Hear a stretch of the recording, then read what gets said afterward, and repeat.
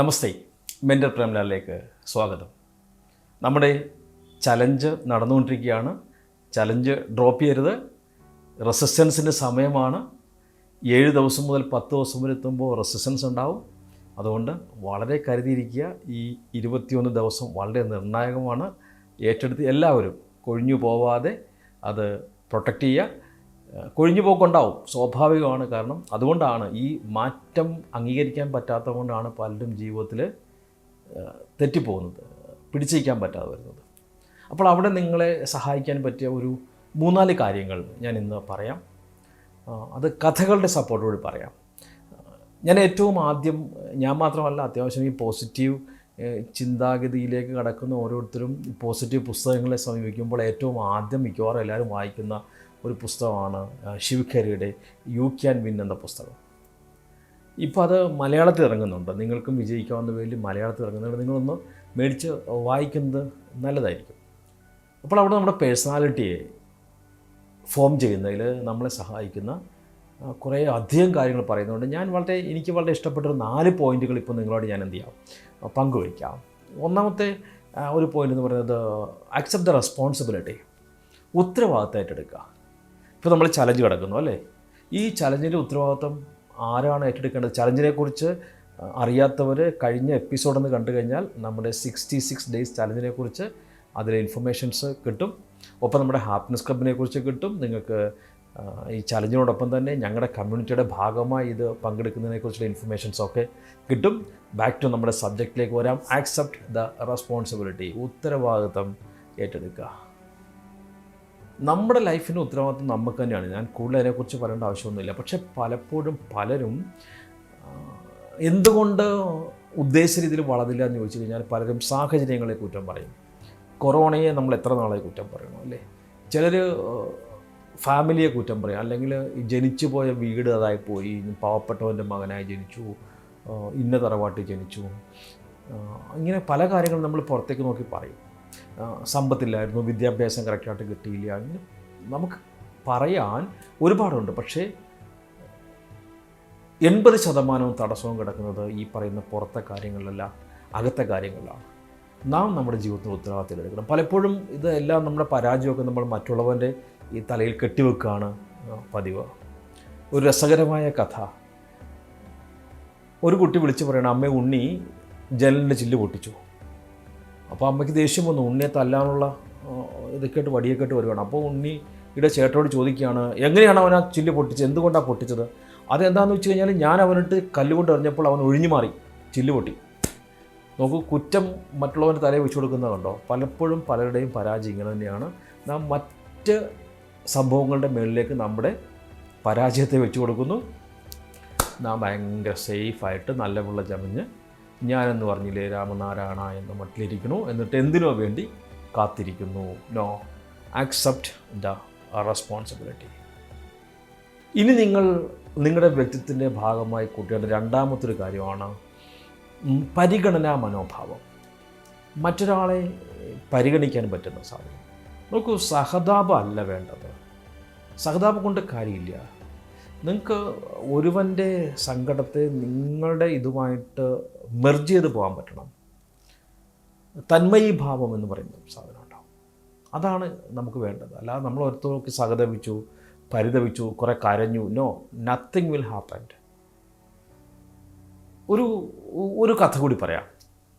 ഒരു കൊച്ചുകുട്ടി, അവൻ തൻ്റെ കുറേ നാളായി കിട്ടിയ പൈസ എല്ലാം കൂടി ചേർത്തിട്ട്, കുറേ ചില്ലറകളൊക്കെ ചേർത്തിട്ട് അവന് ഒരു ഐസ്ക്രീം കടച്ചില്ലാണ്. ഗ്രാമത്തിലുള്ള കുട്ടി, പണ്ട് കിടന്ന കഥയാണ്. എല്ലായിടത്തും അങ്ങനെ ഐസ്ക്രീം ഇല്ല. ഒരു പട്ടണത്തിൽ ചെന്നപ്പോൾ അവനൊരു പട്ടണത്തിൽ പോകാൻ വേണ്ടിയാണ് അവൻ ആ പൈസ കൂട്ടി വെച്ചത്. അപ്പോൾ അവൻ്റെ കയ്യിൽ കുറച്ചേറെ ചില്ലറ തൊട്ടുകളാണുള്ളത്. അവൻ ചെന്ന് ചോദിച്ചപ്പോൾ ഐസ്ക്രീമിന് 20 രൂപ എന്നവർ പറഞ്ഞു. അപ്പോൾ അവനത് നാണയം എണ്ണി, എത്ര ഉണ്ടെന്നൊക്കെ വീണ്ടും എണ്ണി. അപ്പോൾ ഈ സമയത്തൊക്കെ ഒരു സ്ത്രീയാണ് ഈ ഐസ്ക്രീം എടുത്ത് കൊടുക്കുന്നത്. അവർ അക്ഷമരാകുന്നുണ്ട്. കാരണം അവർക്ക് അവിടെ കച്ചവടമുണ്ട്. ഇവൻ്റെ എണ്ണലൊന്നും കണ്ടിരിക്കാൻ സമയമില്ലല്ലോ. അവൻ വീണ്ടും ചോദിച്ചു, ഇതിലും ചെറിയ കപ്പിന് എത്രയാണ് വില? അപ്പോൾ അവർ പറഞ്ഞു 15 രൂപ എന്ന് പറഞ്ഞു. അപ്പോൾ അവൻ പറഞ്ഞു, എന്നാൽ ചെറിയ കപ്പ് തരാമെന്ന് ചോദിച്ചു. അപ്പോൾ അവർ ആ ചെറിയ കപ്പ് എടുത്തുകൊണ്ട് കൊടുത്തു കേട്ടോ. എന്നിട്ട് അവൻ ഐസ്ക്രീം ഇവിടെ നിന്ന് കഴിച്ചിട്ട് അവൻ ആ പൈസ അവിടെ വെച്ചു. അപ്പോൾ പോയി കഴിഞ്ഞപ്പോൾ ഇവർ വന്നിട്ട് ഈ ബില്ല്, ഐസ്ക്രീമിൻ്റെ കപ്പ്, പൈസ എടുക്കുകയാണ്. ഇവരെണ്ണി നോക്കിയപ്പോൾ അതിൽ 20 രൂപ ഉണ്ടായിരുന്നു. നോക്കൂ, ആ കൊച്ചുകുട്ടി അവൻ ഐസ്ക്രീം കഴിക്കുന്നതിന് മുമ്പ് തന്നെ അവൻ ആ പരിഗണന മനോഭാവം പ്രകടിപ്പിക്കുകയാണ്. അവൻ ചിന്തിച്ചത് ആ ഐസ്ക്രീം എടുത്തു തരുന്ന ചേച്ചിക്ക് 5 രൂപ ടിപ്പ് കൊടുക്കുന്നതിനെക്കുറിച്ചാണ്. അവന് 20 രൂപയുടെ ഐസ്ക്രീം കഴിക്കാമായിരുന്നു, പക്ഷേ അവൻ അവരെ പരിഗണനാ മനോഭാവത്തോടു കൂടി പരിഗണിച്ചപ്പോൾ അവൻ്റെ ഗ്രേറ്റ്നസ്, ആ ക്ഷമയോടെ അവനെ നോക്കിയ ആ സ്ത്രീയുടെ കണ്ണ് നിറഞ്ഞു. കാരണം അത്രയും ഒരു കൊച്ചുകുട്ടിയുടെ ഭാഗത്തു നിന്ന് അവരത് പ്രതീക്ഷിച്ചില്ല. ഇതൊക്കെ നമ്മുടെ പേഴ്സണാലിറ്റിയുടെ ഭാഗമാകുന്നുണ്ടെങ്കിൽ നിങ്ങൾ ഡിഫറൻ്റ് ആയിരിക്കും. ഇനി മറ്റൊരു സാധനമാണ് വാക്കുകൾ ശ്രദ്ധാപൂർവം തിരഞ്ഞെടുക്കുക. നമുക്ക് എല്ലാവർക്കും അഗ്രസീവായിരിക്കാൻ ടെൻഡൻസി ഉണ്ടാവും, ക്ഷമയോടെ പറയാനുള്ള ടെൻഡൻസി ഉണ്ടാവും. നമ്മളെപ്പോൾ സംസാരിക്കുമ്പോഴും നമ്മുടെ വാക്കുകൾ അത് ശ്രദ്ധാപൂർവമാണെങ്കിൽ അതിൻ്റേതായ ഇമ്പാക്റ്റുകൾ ഉണ്ടാവും. നമുക്ക് ദേഷ്യം വരുമ്പോൾ എന്തും വിളിച്ച് പറയാം, ആരോടും വിളിച്ച് പറയാം, എങ്ങനെ വിളിച്ച് പറയാം. സോഷ്യൽ മീഡിയ വഴി നോക്കൂ, നിങ്ങൾ ഈ വിർച്വൽ ലോകത്ത് ഒരു കഥയില്ലാത്ത കാര്യങ്ങളുടെ പുറത്ത് എത്രയോ വലിയ ചാനൽ ചർച്ചകൾ പോലും നടക്കുന്നു. അയാൾ എങ്ങനെ പറയേണ്ട ആവശ്യമുണ്ടായിരുന്നു? ഈ ലോകത്ത് ഒരു മാറ്റവും വരുത്താൻ സാധ്യതയില്ലാത്ത ചർച്ചകളാണിതൊക്കെ. പക്ഷേ ഇതിൻ്റെയൊക്കെ പുറകെ എത്ര സമയമാണ് ഇവിടെ. ഒരു സെലിബ്രിറ്റിയുടെ വായിൽ നിന്ന് എന്തെങ്കിലും വാക്ക് തെറ്റായി വീണിട്ടുണ്ടെങ്കിൽ അതിനെപ്പുറത്ത് ചർച്ചയാണ്. പക്ഷേ വേറെ എന്തെങ്കിലും വലിയ വിഷയം വരുമ്പോൾ ഇതൊന്നും ഇവർക്ക് ചർച്ച ചെയ്യാൻ വേണ്ട. ഇപ്പോൾ ഇന്ത്യ പാക് കോൺഫ്ലിക്റ്റ് നടന്നു, ഇത്തരം വിഷയങ്ങൾ ആരെങ്കിലും ചർച്ച ചെയ്തോ? ഇല്ല. വിഷയം കിട്ടാത്തപ്പോൾ ഇവർ എന്തെങ്കിലും വിഷയം ആരുടെയെങ്കിലും വായിന്നൊക്കെ വരുന്നുള്ളതൊക്കെ എടുത്തിട്ട് ചാനലുകാർ സോഷ്യൽ മീഡിയ എന്തെങ്കിലും കൊണ്ടുവരും, ബാക്കിയുള്ളവർ കുറേ അതിൻ്റെ പുറകെ പിടിക്കും. നഷ്ടപ്പെടുത്തുന്നത് നിങ്ങളുടെ പ്രൊട്ടക്റ്റീവ് ടൈമാണ്. ഇനി ഇത് പറഞ്ഞു വന്നിരിക്കട്ടെ, മറ്റുള്ളവരുടെ മനസ്സിൽ ഇതുണ്ടാക്കുന്ന ഇമ്പാക്റ്റ് അതും വലുതാണ്. നോക്കൂ, നല്ല വാക്കുകളെന്ന് പറയുന്നത് ഒരു പൂ മുകളിലേക്ക് എറിഞ്ഞ പോലെയാണ്. മോശം വാക്കുകളെന്ന് പറയുന്നത് കത്തി മുകളിലേക്ക് എറിയുന്നത് പോലെയാണ്. ഇത് രണ്ടും താഴെ വീഴും. പൂവാണെങ്കിൽ അത് സന്തോഷം പകരും, ഇനി കത്തിയാണെങ്കിലുള്ള അവസ്ഥ ഞാൻ പറയേണ്ട ആവശ്യമില്ലല്ലോ. ഒരാൾ തൻ്റെ അയൽക്കാരനെ ഭംഗിയായിട്ട് ചീത്ത വിളിച്ചു. ചീത്തയെന്ന് പറഞ്ഞു കഴിഞ്ഞാൽ നല്ല കണ്ണ് പൊട്ടണ ചീത്ത വിളിച്ചു. കുറേ നാൾ കഴിഞ്ഞപ്പോൾ അദ്ദേഹത്തിന് ഒരു കുറ്റബോധം, ദൈവമേ അങ്ങനെ വിളിക്കേണ്ട ആവശ്യമില്ലായിരുന്നല്ലോ. അത് സ്വാഭാവികമാണല്ലോ. നമുക്ക് ആ ദേഷ്യത്തിൽ പറഞ്ഞ കാര്യങ്ങൾ പലപ്പോഴും നമുക്ക് ദേഷ്യം ഇറങ്ങിക്കഴിഞ്ഞെങ്കിൽ നമുക്ക് വേണ്ടാന്ന് തോന്നും. ഇയാൾ നേരെ അച്ഛനെ കാണാൻ ചെന്നു, പള്ളിയിൽ ചെന്ന് കാണാൻ ചെന്നു. അച്ഛോ, എനിക്കൊരു തെറ്റ് പറ്റിപ്പോയി, ഞാൻ അവനോട് ക്ഷമ പറയട്ടെ, ഞാൻ ക്ഷമ പറഞ്ഞാൽ ഈ കുറ്റം മാറുമോ എന്നൊക്കെ അച്ഛനോട് ചോദിച്ചു. അപ്പോൾ അച്ഛൻ എന്ത് ചെയ്യുമെന്നറിയാമോ? നീ ഒരു കാര്യം ചെയ്യുമെന്ന് പറഞ്ഞിട്ട് അകത്തേക്ക് കൊണ്ടുപോയിട്ട് ഒരു സഞ്ചി നിറയെ കുറേ തൂവൽ കൊടുത്തു വിട്ടു. എന്നിട്ട് ഈ തൂവൽ കൊണ്ട് നീ മാർക്കറ്റിൽ, സിറ്റിയിൽ, ടൗണിൽ, ജംഗ്ഷനിൽ പോയിട്ട് ഈ തൂവൽ ആകാശത്തേക്ക് എറിയാൻ പറഞ്ഞു. ഇയാൾ പോയിട്ട് ഈ തൂവലെല്ലാം എറിഞ്ഞിട്ട് തിരിച്ചു വന്നു. എന്നിട്ട് അച്ഛനോട് ചോദിച്ചു, അച്ഛൻ ഞാൻ തൂവലെല്ലാം എറിഞ്ഞിട്ടുണ്ട്, ഇപ്പം എൻ്റെ പാവയെല്ലാം പോയി കാണുമോ? അപ്പോൾ അച്ഛൻ പറഞ്ഞു, ഇല്ല പോയിട്ടില്ല, നീ പോകണമെങ്കിൽ ഒരു കാര്യം ചെയ്യണം, നീ പോയിട്ട് ആ തൂവലെല്ലാം തിരികെ പെറുക്കിക്കൊണ്ട് വരണം. ഈ കാറ്റത്ത്, ഈ വണ്ടി ഓടുന്ന സ്ഥലത്ത് ഈ തൂവലെല്ലാം അവിടെ ഉണ്ടാവുമോ? ഇല്ല, അതെല്ലാം പറന്നു പോയി, 1-2 തിരിച്ചു കിട്ടി കാണും. ഇത് തന്നെയാണ് നാം പ്രയോഗിക്കുന്ന മൂർച്ചയേറിയ വാക്കുകൾ ഒരാളുടെ മനസ്സിൽ വേദന, മുറിവുണ്ടാക്കി കഴിഞ്ഞാൽ പിന്നെ അവിടെ മാപ്പ് കൊണ്ട്, അല്ലെങ്കിൽ മാപ്പൊക്കെ നല്ലതാണ് ഒരു പരിധി വരെ, പക്ഷേ പൂർണ്ണമായിട്ടും ഒരു റിക്കവറി നിങ്ങളവിടെ കിട്ടില്ല. അതുകൊണ്ട് പറയേണ്ട കാര്യങ്ങൾ വളരെ സ്ട്രോങ് ആയിട്ട് നിങ്ങൾ പറയണം. അതിന് ഒരു ബഹുമാനത്തിൻ്റെ വാക്കുകൾ ഉപയോഗിച്ച് നിങ്ങൾക്ക് പറയാം. അപ്പോൾ അവിടെ ഉപയോഗിക്കാവുന്ന മറ്റൊരു ടെക്നിക്ക് ഞാൻ പഠിപ്പിച്ചത്, അതാണ് സാൻഡ്വിച്ച് മെത്തേഡ് എന്ന് പറയും. സാൻഡ്വിച്ച് മെത്തേഡ് എന്താണ്? സാൻഡ്വിച്ച് മെത്തേഡ് എന്ന് ചോദിച്ചു കഴിഞ്ഞാൽ, സാൻഡ്വിച്ച് എങ്ങനെ ഇരിക്കും? മധുരമുള്ള ബ്രെഡ് പുറത്ത്, എരിവുള്ള ഭാഗത്ത്, വീണ്ടും മധുരമുള്ള ബ്രെഡ് കൊണ്ട് അതിനെ പാച്ച് ചെയ്യും. ഇതുതന്നെയാണ്.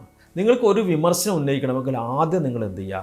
നിങ്ങൾ പറയേണ്ട കാര്യങ്ങളെക്കുറിച്ചുള്ള ഒരു പോസിറ്റീവ് കാര്യം, അയാളുടെ ഒരു അപ്രിസിയേഷനോ ഒക്കെ പറഞ്ഞ് ആ മധുരം വെച്ച് കൊടുക്കുക. അതിനുശേഷം അതിന് നടുക്കായിട്ട് നിങ്ങൾ പറയേണ്ട കാര്യത്തെ വളരെ മിതത്വത്തോടുകൂടി അവതരിപ്പിക്കുക. അവർക്ക് കാര്യം മനസ്സിലാവണം. എന്നിട്ട് അതിൻ്റെ മേളിൽ വീണ്ടും എന്ത് ചെയ്യുക? ഒരു നല്ല കാര്യം കൂടി അദ്ദേഹത്തെക്കുറിച്ച് പറഞ്ഞ് അതിനെ പാച്ച് ചെയ്തിട്ട് നിങ്ങൾ പോന്നോളൂ. ദേഷ്യം ഉണ്ടാവില്ല, സങ്കടം ഉണ്ടാവില്ല. നിങ്ങൾ പറയുന്ന കാര്യങ്ങൾ നിങ്ങൾക്ക് പറയുകയും ചെയ്യാം. ഇനി ഒരു കാര്യം കൂടി നമുക്ക് പറയാം. നിങ്ങളുടെ ജയത്തോടൊപ്പം മറ്റുള്ളവരുടെ ജയം കൂടി നിങ്ങൾ ആഗ്രഹിക്കുക. ഞാൻ ജയിച്ചു, നിങ്ങൾ തോറ്റു, നോ, കഥയില്ല. നിങ്ങൾ ജയിച്ചു, ഞാൻ തോറ്റു, കഥയില്ല. ഞാനും തോറ്റു, നിങ്ങളും തോറ്റു, ഒട്ടും കഥയില്ല. ഞാനും ജയിച്ചു, നിങ്ങളും ജയിച്ചു. അത് ഇറ്റ് സൗണ്ട്സ് വെൽ. എൻ്റെ ഈ ട്രെയിനിങ് ക്യാമ്പുകളിൽ 3 ഡേ ട്രെയിനിങ് ക്യാമ്പുകൾ 3 ദിവസം നീണ്ടുനിൽക്കുന്ന റെസിഡൻഷ്യൽ പ്രോഗ്രാംസ് നടക്കാറുണ്ട്, വർഷത്തിൽ 2-3 തവണ. അതിൽ പങ്കെടുക്കുന്നവർക്കായിട്ട് ഞാനൊരു ആക്ടിവിറ്റി കൊടുക്കും. വൈകിട്ട് 1-ാം ദിവസം തന്നെ വൈകിട്ട് നല്ല ചൂട് കഞ്ഞി പയറൊക്കെ ഇങ്ങനെ റെഡിയാക്കി വെച്ചിട്ട് ഇവർക്ക് പ്ലാവിലൊക്കെ കൊടുക്കും. എന്നിട്ട് പ്ലാവില കൊണ്ട് കഞ്ഞി കോരി കുടിക്കണം. ബട്ട് നമ്മൾ അവിടെ എത്തുമ്പോൾ ഒരു കാര്യം ചെയ്യും, ഇവരുടെ 2 കൈയും ഈ മടങ്ങാൻ പറ്റാത്ത വിധം വടി വെച്ച് കെട്ടും. പിന്നെ കൈ മടങ്ങില്ലല്ലോ. കൈ മടങ്ങാത്തപ്പോൾ ഇവർക്ക് എന്ത് ചെയ്യാൻ പറ്റില്ല, ഇത് തന്നെ കോരി കുടിക്കാൻ പറ്റില്ല. ഗ്രൂപ്പായിട്ട് തിരിച്ചിട്ടായിരിക്കും. ചില ഗ്രൂപ്പുകൾ കുറ്റം പറയും, ചിലർ പറയും ഇത് എങ്ങനെ കഴിക്കും, ഇത്ര നല്ല കഞ്ഞി വെച്ചിട്ട് ഇവിടെ വന്നിട്ട് ഇങ്ങനെയാണെന്ന് ചോദിക്കും. ചില ഗ്രൂപ്പുകൾ വളരെ ഭംഗിയായിട്ട് ആ കഞ്ഞി കഴിക്കും. കോപ്പറേഷൻ, സഹകരണം, എൻ്റെ സന്തോഷത്തോടൊപ്പം മറ്റുള്ളവൻ്റെ സന്തോഷം കൂടി ആഗ്രഹിക്കുന്നു. ഇത് ടിപ്പ് നമ്മളെടുത്തത് പഴയ പുരാണത്തിൽ നിന്നാണ്. പണ്ട് അമൃത് ദേവന്മാർ കടഞ്ഞെടുത്തു, അസുരന്മാരുടെ കൂടെ ചേർത്ത്. എന്നിട്ട് അസുരന്മാർ ഇത് കൊണ്ടുപോയി. അപ്പോൾ അവിടെ ഈ തട്ടിക്കൊണ്ടുപോയി സാധനം തിരിച്ചെടുക്കാൻ ചെന്നപ്പോൾ രക്ഷയില്ല, എന്നാൽ സദ്യ കഴിപ്പിക്കാമെന്ന് പറഞ്ഞു. ഇങ്ങനെ ഒരു കൈ മടക്കാത്ത തരത്തിൽ വെച്ചിട്ട് എല്ലാവർക്കും സദ്യ കൊടുത്തു. ആ സദ്യ അസുരന്മാർ തമ്മിൽ തല്ലി, ദേവന്മാർ പരസ്പരം മറ്റുള്ളവരുടെ വായി വെച്ച് കൊടുത്ത് സദ്യ കഴിച്ചു. ആ തമ്മിൽ തള്ളുന്ന സമയത്ത് ഈ അമൃത് അവിടുന്ന് തിരികെടുക്കുകയുണ്ടായി. സ്വർഗത്തെ നരകത്തെക്കുറിച്ച് ഇതേ പറയുന്നുണ്ട്. സ്വർഗത്തിൽ ചെന്നപ്പോൾ ഇതേ സഹകരണം കണ്ടു, നരകത്തിൽ ചെന്നപ്പോൾ തമ്മിത്തല്ല് കണ്ടു. നോക്കൂ, നാം ജയിക്കുമ്പോൾ മറ്റുള്ളവരും കൂടി ജയിക്കുന്ന ഒരു മൈൻഡ് സെറ്റിൽ നിങ്ങൾക്ക് ജീവിക്കാൻ സാധിച്ചാൽ നിങ്ങൾക്ക് ഗ്രേറ്റ്നെസ് വരും, ടെൻഷൻ കുറവായിരിക്കും, സ്ട്രെസ്സ് കുറവായിരിക്കും. സോ നമ്മളുടെ ഈ എപ്പിസോഡ് നിങ്ങളുടെ ഒരു ആഡ് ഓൺ എപ്പിസോഡാണ്. ഒരു ചലഞ്ചൊക്കെ എടുത്ത് മുന്നോട്ട് പോകുമ്പോൾ നിങ്ങൾ മെയിൻറ്റെയിൻ ചെയ്യേണ്ട മൈൻഡ് സെറ്റും നിങ്ങളുടെ പേഴ്സണാലിറ്റിയും നിങ്ങളുടെ വ്യക്തിത്വവും അതിൻ്റെ ഭാഗമാക്കേണ്ട ചെറിയ ചെറിയ കുഞ്ഞു കാര്യങ്ങളുമാണ് നമ്മൾ ഇന്നത്തെ എപ്പിസോഡിൽ ചർച്ച ചെയ്തിരിക്കുന്നത്. എന്നാൽ ഇത് കുഞ്ഞു കാര്യങ്ങളല്ല, ഇത് ഇമ്പാക്റ്റ് ഉണ്ടാക്കുന്ന കാര്യങ്ങളാണ്. നിങ്ങളുടെ ലൈഫിൽ ഗംഭീരമായ ഇമ്പാക്റ്റ് ഉണ്ടാക്കും. നമ്മുടെ ചാനൽ ട്രാൻസ്ഫോർമേഷന് വേണ്ടിയിട്ടുള്ളതാണ്, വെറുതെ കേട്ട് പോകുന്നതല്ല. അതുകൊണ്ട് തന്നെ പറയുന്ന കാര്യങ്ങൾ, ഇഷ്ടപ്പെടുന്ന കാര്യങ്ങൾ, നിങ്ങൾക്ക് പ്രാവർത്തികമാക്കാൻ പറ്റുന്ന കാര്യങ്ങൾ ലൈഫിൽ പ്രാവർത്തികമാക്കുക. Success guaranteed. ഇഷ്ടപ്പെട്ടെങ്കിൽ ചാനൽ സബ്സ്ക്രൈബ് ചെയ്യുക, 10 പേർക്കെങ്കിലും ഷെയർ ചെയ്യുക, നിങ്ങളുടെ അഭിപ്രായങ്ങൾ രേഖപ്പെടുത്തുക, ലൈക്ക് ചെയ്യുക. Thank you so much. Stay tuned with mentor Premlal.